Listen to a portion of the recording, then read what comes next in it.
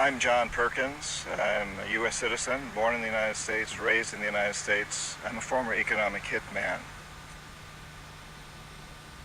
We work very much like some of the hitmen for the Mafia because we're looking for a favor later.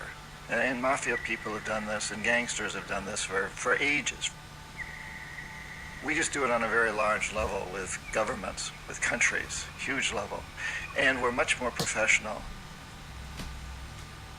We do this in many ways, but perhaps the most common is that economic hitmen will identify a country that has resources our corporations covet, like oil. And then we arrange a huge loan to that country from the World Bank or one of its sister organizations. But the money never actually goes to the country. Instead, it goes to our own corporations to build big infrastructure projects in that country. Things that benefit a few very rich people in that country, as well as our own corporations, but don't help the majority of the people who are too poor. But these people, the poor people, are left holding a huge debt, and it's so huge that they can't possibly repay it. But in the process of trying to repay it, they create a situation where they can't afford to have good health programs or educational programs. So we economic hitmen go back in and we say, listen, you owe us a lot of money, you can't pay your debts, so give us a pound of flesh. Sell your oil real cheap to our oil companies, or vote with us on the next critical United Nations vote, or send troops in support of ours to someplace in the world, like Iraq. And in that way, we've really managed to create this empire. Because the fact of the matter is, we write the laws. We control the World Bank. We control the IMF. We even control the United Nations to a large degree. And so we write the laws. So the things economic hitmen are not illegal. Putting countries in huge debt and then demanding favors in return, that's not illegal. It should be. It isn't.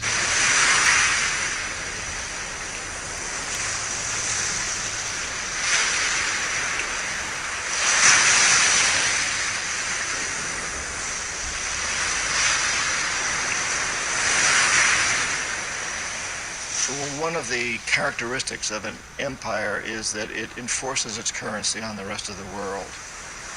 And we've really done that with the dollar. So in 1971, the United States had a tremendous amount of debt, and a lot of this was a result of the Vietnam War. And we were on the gold standard. So some of these other countries decided to call in their debts in gold because they didn't trust the dollar. Nixon refused to pay in gold, in fact took us off the gold standard because he knew he couldn't pay in gold. We didn't have the value. And so very quickly after that, we went on the oil standard.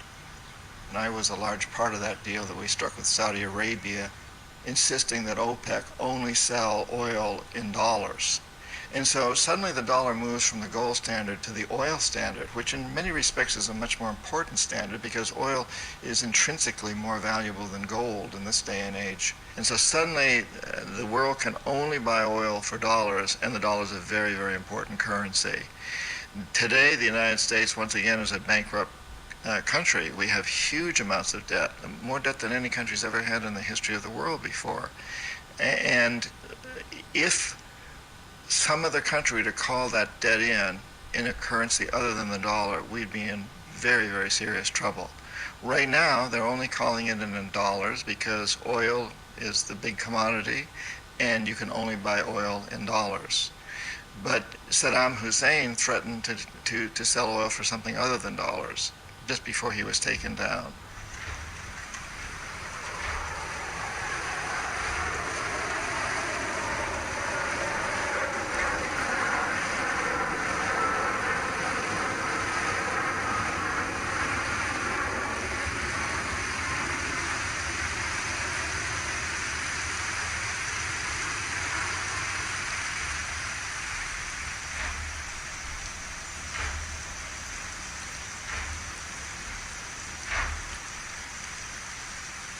Sometimes we economic hitmen fail to corrupt leaders of other countries, as I failed with Omar Torrijos in Panama and Jaime Roldos in Ecuador.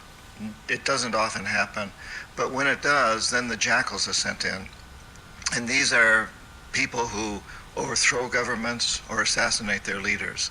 So when I failed with Jaime Roldos in Ecuador and Omar Torrijos in Panama, the jackals went in and assassinated them. On the few occasions where neither the economic hitmen nor the jackals are successful, then and only then do we send in the military. And this is exactly what happened in Iraq. Economic hitmen could not corrupt Saddam Hussein, could not bring him around. The jackals couldn't take him out, and so the military was sent in. The first time we sent the military in 1991, we destroyed his military and figured that he had been sufficiently chastised that now he would come around. And so during the 90s, the economic hitmen went back in to try to bring Saddam Hussein around, but he wouldn't give in. If he had, he'd still be running the country and we'd be selling him jets and tanks and everything else he wanted. But he didn't give in. The jackals couldn't assassinate him. His security forces were very good, and he had a lot of look-alike doubles, so his own security men didn't know whether they were guarding him or a double. So neither the economic hitmen nor the jackals succeeded the second time with Saddam Hussein, and at that point we sent in the military again, and this time we took him out, and the rest is history.